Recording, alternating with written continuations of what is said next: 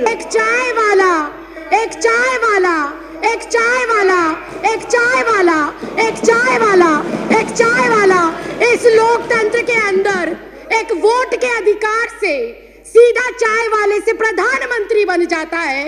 एक तड़ी पार व्यक्ति इस देश का गृह मंत्री बन जाता है। मीम न्यूज एक्सप्रेस की ताज़ा तरीन खबरों के लिए सब्सक्राइब करें हमारा चैनल और बेल बटन दबाना ना भूलें।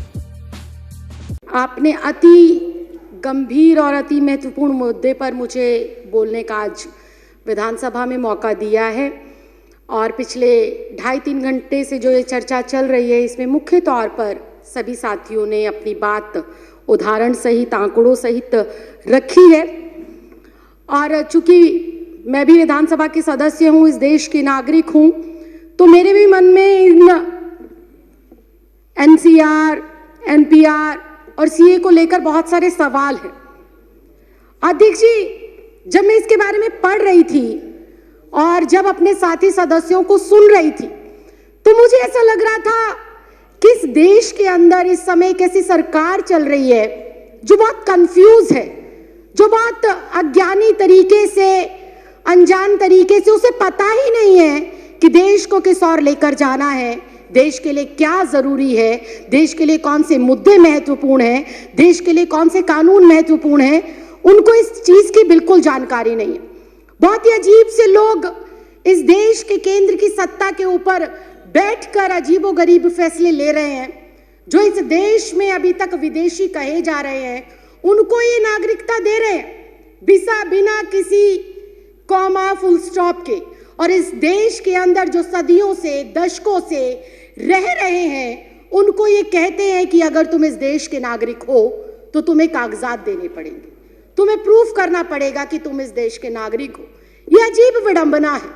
हमारे पास वोटर आईडी कार्ड है, हमारे पास आधार कार्ड है, हमारे पास पैन कार्ड है, हमारे पास पासपोर्ट है, उनको ये हमारे कागज नहीं मानते। जिस वोटर आईडी कार्ड से इनको सत्ता में चुनकर भेजा गया, जिस वोटर आईडी कार्ड से ग्राम पंचायत हो, निगम का चुनाव हो, विधानसभा का चुनाव हो या देश की सर्वोच्च संस्था लोकसभा का चुनाव हो, जिस वोटर आईडी से देश के 128 करोड़ लोग इनको चुनकर भेजते हैं, उस वोटर आईडी कार्ड को भी ये हमारा सबूत के तौर पर मानने को तैयार नहीं। बहुत ही हास्यास्पद बात है कि जिस पहचान पत्र की बदौलत एक तड़ी पार व्यक्ति इस देश का गृह मंत्री बन जाता है, जिस मैंने नाम नहीं लिया, मैंने नाम नहीं लिया, मैंने नाम नहीं लिया, मैंने नाम नहीं लिया, मैंने नाम नहीं लिया। ये बहुत ही हास्यास्पद है, ये बहुत ही हास्यास्पद है।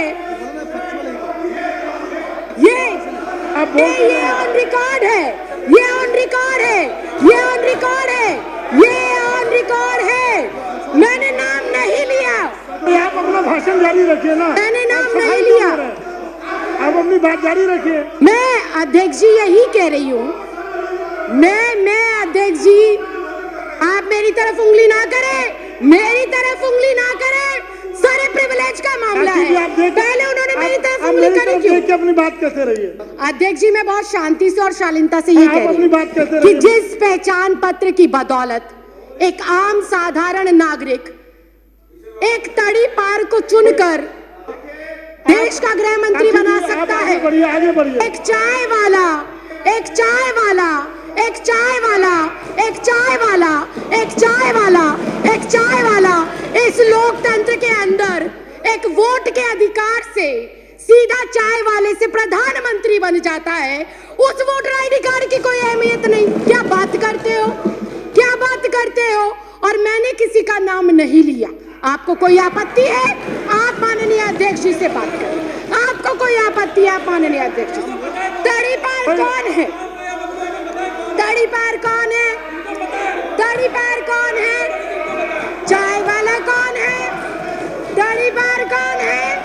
तड़ी पार कौन है? चाय वाला कौन है? मैंने कुछ नहीं कहा, मैंने किसी का नाम भी नहीं लिया। आप क्यों इतना आग बबूला हो रहे हैं? इतना आग बबूला क्यों हो रहे हैं? इतनी गर्माहट क्यों? इतनी गर्माहट क्यों इतनी मिर्ची लग गई? क्यों इतनी मिर्ची लग गई? आपको इतनी दिक्कत क्या हो गई? आपको इतनी परेशानी क्या हो गई? मैंने तो किसी का नाम भी नहीं लिया, मैंने किसी दल का नाम नहीं लिया, मैंने किसी व्यक्ति विशेष का नाम नहीं लिया। राखी जी आप अपनी बात पूरी करिए। राखी जी आप उधर इशारा मत करिए। नहीं मैं समय कट करके बैठा रहा हूँ, आप इशारा करके बात मत करिए। मैं अध्यक्ष जी आप मुझसे 2 मिनट के अंदर, आप कोई सफाई ना, लेकिन अगर विपक्ष ऐसे टीका टिप्पणी करेगा, आप बोलते रहिए ना। विपक्ष टीका टिप्पणी करेगा कैसे चलेगा? आप बोलते रहिए। अनुशासन नाम की चीज है, आप बोलते रहिए ना। आपको किसने अनुशासन नाम की चीज है, आप उन्हें अनुशासन सिखाइए। करिए प्लीज।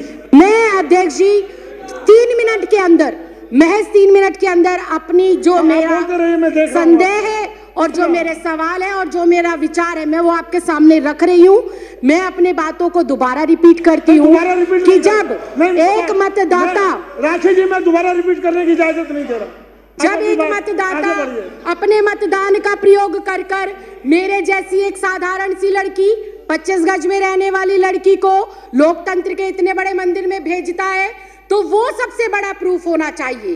बाबा साहब भीमराव अंबेडकर ने वोट डालने का अधिकार सबको दिया और वो वोट डालने का अधिकार इस बात को सिद्ध करता है कि हम इस भारत देश के नागरिक हैं।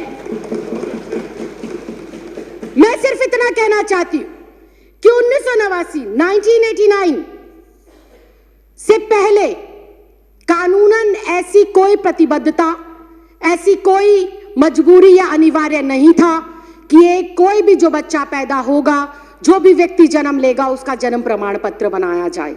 ऐसी कोई पॉलिसी नहीं थी।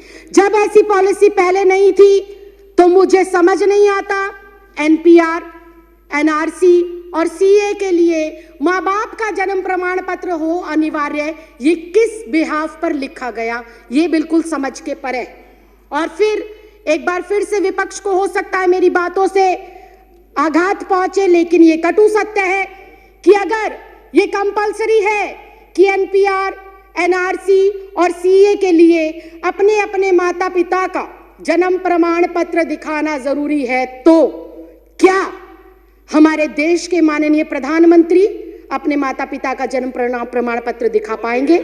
क्या हमारे देश के माननीय गृह मंत्री अपने माँ बाप का जन्म प्रमाण पत्र दिखा पाएंगे?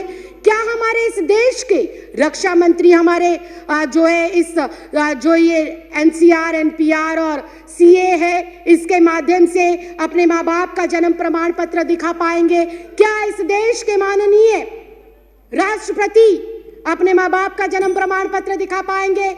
क्या आरएसएस प्रमुख मोहन भागवत अपने माँ बाप का प्रमाण पत्र दिखा पाएंगे? क्या श्री एल.के. आडवाणी जी अपने माँ बाप का प्रमाण पत्र दिखा पाएंगे? या माननीय अध्यक्ष महोदय आप स्वयं अपने माँ बाप का प्रमाण पत्र दिखा पाएंगे? अगर ये संभव नहीं है, अगर ये संभव नहीं है, अगर ये संभव नहीं है, अगर ये संभव नहीं है, अगर ये संभव नहीं है, राखी जी अगर ये संभव नहीं है, तो मैं माननीय अध्यक्ष महोदय सिर्फ इतना कहना चाहती हूं कि जब बीजेपी का शीर्ष नेतृत्व, केंद्र में बैठे मंत्रिमंडल, प्रधानमंत्री, गृह मंत्री अपने माँ बाप का बर्थ सर्टिफिकेट नहीं दिखा सकते, तो क्या उन्हें, मैं कंक्लूड ही कर रही हूँ सर, क्या उन्हें डिटेंशन सेंटर भेजा जाएगा? अगर वो लोग डिटेंशन सेंटर नहीं जाएंगे तो इस देश का आम गरीब मजलूब परिवार का सदस्य क्यों डिटेंशन सेंटर जाएगा? ये सवाल आज इस लोकतंत्र के मंदिर में मैं आपके माध्यम से केंद्र सरकार से पूछना चाहती हूँ। अध्यक्ष जी मुझे 2 मिनट दे दीजिए, मैं अपनी बात को खत्म कर रही हूँ। अध्यक्ष जी मुझे ऐसा लगता है कि एनपीआर, एनआरसी और सीए महज देश की जनता को भटकाने के लिए एक हथियार के रूप में केंद्र सरकार आजमा रही है और भटकाना चाहती है। वो अपनी नाकामियों से जनता को, नोटबंदी से देश को भटकाना चाहती है, जीएसटी की जो अभी मार पड़ी है व्यापारियों के ऊपर, उससे देश की जनता को वो भटकाना चाहती है। बेरोजगारी जो पिछले 45 सालों के अंदर सर्वोपरि आंकड़ा इस साल में आया है, उससे देश की जनता को भटकाने के लिए हथियार के रूप में इसका प्रयोग हो रहा है। राइफल सौदा हो गया, दलितों पर अत्याचार हो गया, अर्थव्यवस्था किस तरह से चरमराई हुई है। अध्यक्ष जी मैं एक लाइन कहकर सर मैं भी रिक्वेस्ट कर रही हूँ, फाइनल क्लोजिंग लाइन कहकर मैं जो है अपनी बात को विराम देती हूँ कि अध्यक्ष जी ये जो भाजपा सरकार है ये एक संकीर्ण मानसिकता की सरकार है। इस सरकार को जब से ये अस्तित्व में आई है, किसान सड़कों पर है, छात्र सड़कों पर है, महिला सड़कों पर है, पुरुष सड़कों पर है, दलित सड़कों पर है, वकील सड़कों पर है, डॉक्टर सड़कों पर है, इंजीनियर सड़कों पर है। ये सरकार नहीं, संविधान विरोधी लोग हैं और एनपीआर, सीए और एनआरसी को लाकर ये वोट के अधिकार को खत्म करना चाहते हैं और अपना एकाधिकार स्थापित कर कर लोगों को उनके अधिकारों से वंचित रखना चाहते हैं। माननीय अध्यक्ष, मैं आपके माध्यम से ये कहना चाहती हूँ, माननीय मंत्री श्री गोपाल राय जी ने जो अपना प्रस्ताव रखा है, इस सदन के सदस्य होने के नाते, इस देश की नागरिक होने के नाते, मैं आज यहाँ से आपसे विनम्र प्रार्थना करती हूँ कि मैं इस प्रस्ताव का समर्थन करती हूँ और दिल्ली में इसको कतई भी किसी भी सूरत में लागू नहीं करना चाहिए। आपने मुझे बोलने का मौका दिया, इसके लिए बहुत बहुत धन्यवाद, बहुत बहुत आभार। जय हिंद, जय भारत।